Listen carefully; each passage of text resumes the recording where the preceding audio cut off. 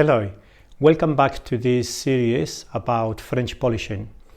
So where we left it is that I was doing the grain filling and I was using this product here, which is the West System epoxy resin. And you saw me doing the first layer on the back.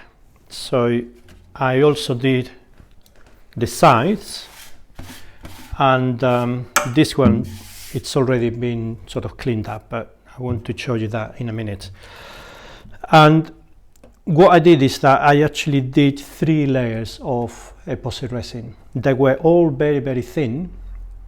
Usually I normally do 2 of them, but I could see that there were areas where the grain maybe wasn't as filled as it could be, so I thought I'd rather do a 3rd one rather than cutting it all back and then find that I need to do more, because I really only want to do this process once and then that's it, done. So this is what it looks like. It's already bringing up the colors of the rosewood, because it brings some gloss, and this is not real varnish, but it sort of gives you an idea of what it will look like. But you can see this is all really messy, and you got all these lines from the scraper spreading everything. And up here you can see that I brought the resin very close up to the hill, but there is a little bit of rosewood with nothing, and right where the rosewood meets the cedar, and that's because I really didn't want to get any resin onto the cedar there. If I had got a little bit, I could always clean it up. And basically the way I do it is that the neck is not completely finished. It's it's got the right shape, but I need to do a bit more cleaning, and it's not completely ready for polishing. And I do that because if I get a little bit of resin in here, then because I still got to do more cleaning, I don't mind, but I always try to avoid it if I can. And the same with the soundboard. You can see the soundboard, I still haven't got the place or the position for the bridge. This edge is not ready. I've still got more cleaning to do in the soundboard, and I got a bit of dirt in this area. So I'm not going to do any of that until I've got all of this completely clean, because as I do this, there's going to be more dirt coming out, and inevitably some of it will go into the soundboard. So I want to clean the soundboard last, as well as the neck. So when it comes to now remove all this resin, which is what we need to do to prepare the surface for polishing and to get the grain completely full, there's a few things that you can do. So inevitably when you do the resin, there are going to be areas where it's there's some lumps or some build-ups.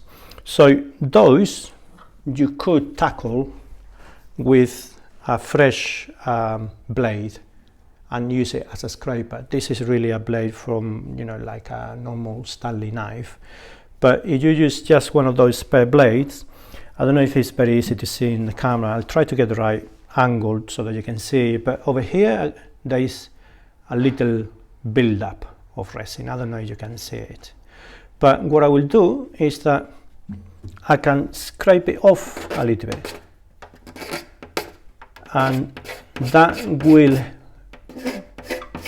cut it a lot more rapidly than with sandpaper. That one, for example. And you can see you get all this white stuff, which is basically the resin that's been cut. So let me see if I can find another one, because there's loads of them around. For example, up here I've got another one. So basically spend a little bit of time removing them,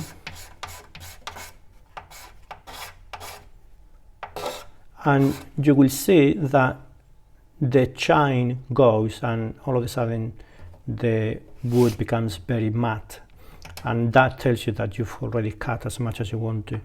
So you just want to get the high spots. Don't go too mad with the scraper, because even though in theory you could remove quite a lot of the resin with the scraper, I've done this before, and what I ended up doing was opening the grain again, which this is the point of doing all this. So don't be tempted to go and do too much with this, because then in the end it's not going to work.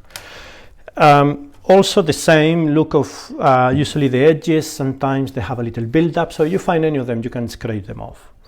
So now what I'm going to show you is how I remove this resin, which it's a little tedious. I know it's, hopefully this process is not going to put you off from doing it this way, because even though it might seem like it's hard work now, it's going to make it so much easier later on when it comes to apply the French polish, that then it's when you're going to reward the benefits of doing all this hard work.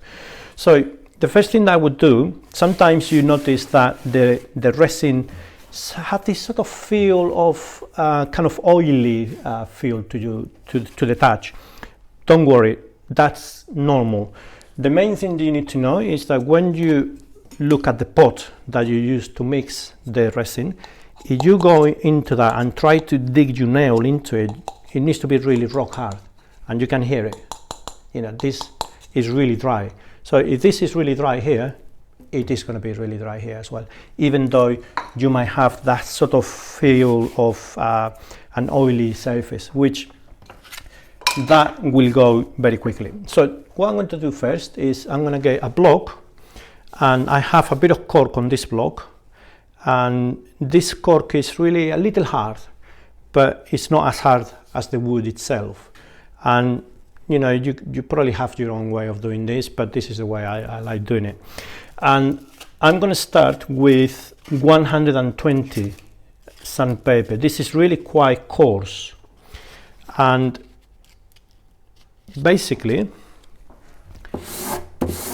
you can see this is going to scratch a lot. Oh, by the way, this is a job you want to do with a dust mask, okay, because this is not good stuff to be breathing, but for this video I'm not going to be able to use it, otherwise I won't be able to talk while I'm doing this. But just bear in mind, you want to use a good dust mask to do this job. So you can see that this is going to cut the top surface very, very, very quickly. And the one thing you need to pay attention to is that soon you will notice that this wants to clot up a little bit. So if you don't want to do this with your nail, because it might ruin your nails, I have the back of or the end of a ruler. You can use it and it will clean up those lumps. But anyway, we're not going to go to that point yet. So basically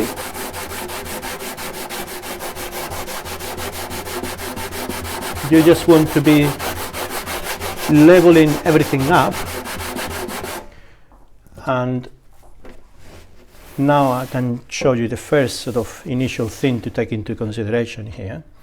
So you can see these lines, which are the marks, the left from the scraper. You can see there is a little build up in here, okay, and you've got a little build up in there. So this one, I can go back to my scraper and bring it down a little bit.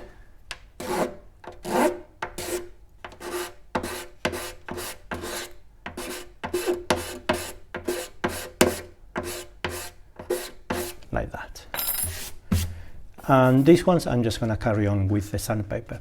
But basically the idea is that you need to see them disappearing as you're going down closer to the wood.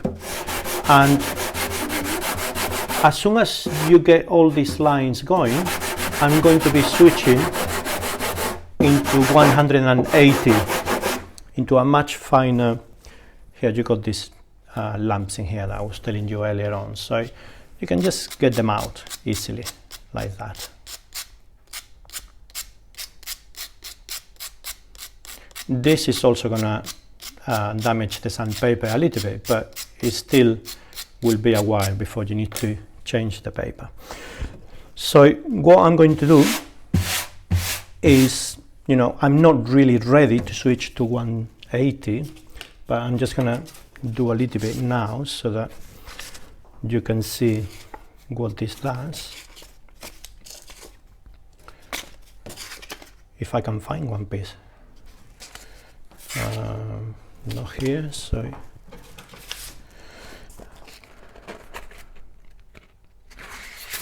here we are.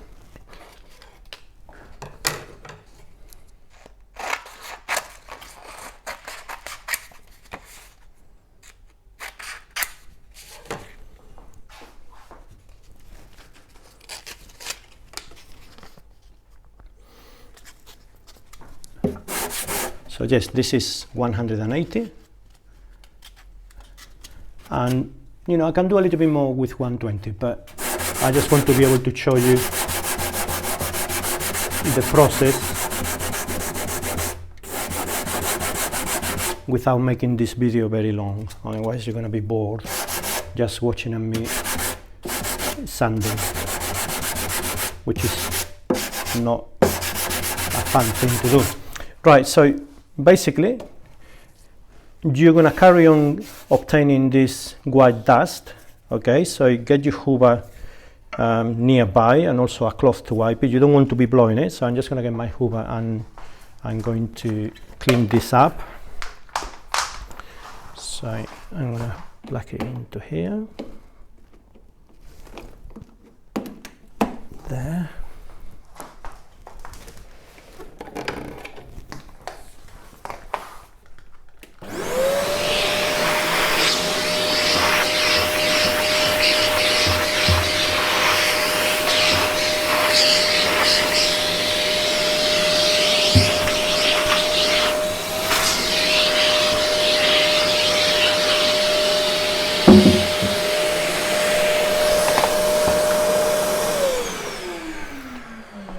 So you're going to carry on working all these surfaces in that way until you're going to start getting a little bit of red dust, which it means that you've got to the rosewood. And that's when you want to try to start avoiding those areas, because you don't want to keep cutting rosewood because you'll end up opening the grain again, and you want to concentrate on the areas that are producing white dust, because white is resin. So over here I've got this side which is nearly ready, it's not quite done, and I just want you to look and see what it looks like. This is taking me easily, I'm gonna say, I'm not sure, about 45 minutes to get to this level in this side. So it's a little time consuming, but like I was saying earlier on, it will make your job so much easier later.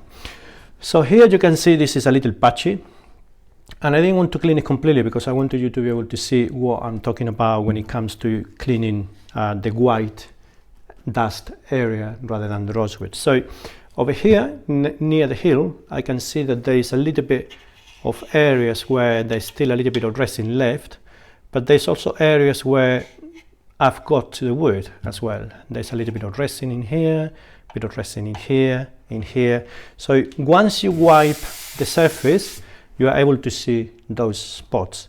So what we're going to do, still with 180, we're just going to go and tackle those areas, and you can see that's the white dust, until the dust start becoming a little more pinky. That's because the white is mixing with the rosewood dust. So you are then very near the point in which you need to stop, which is what I'm going to do there. I'm just going to leave it there like that. And I can see there's still a little bit more here, so I'm just going to go back to that in there. And so on. You're going to be working through the whole of the rosewood until you're able to remove as much of this stuff as possible.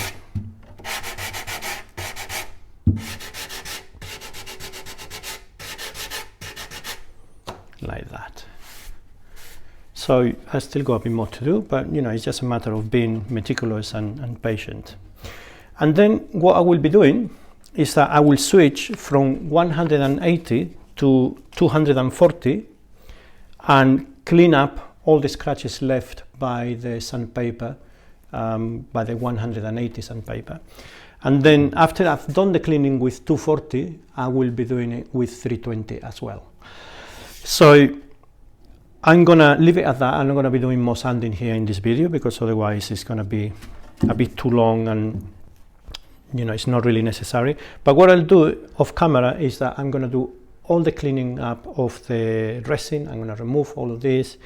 I'm going to then come back and show you what it looks like before we start applying any polish.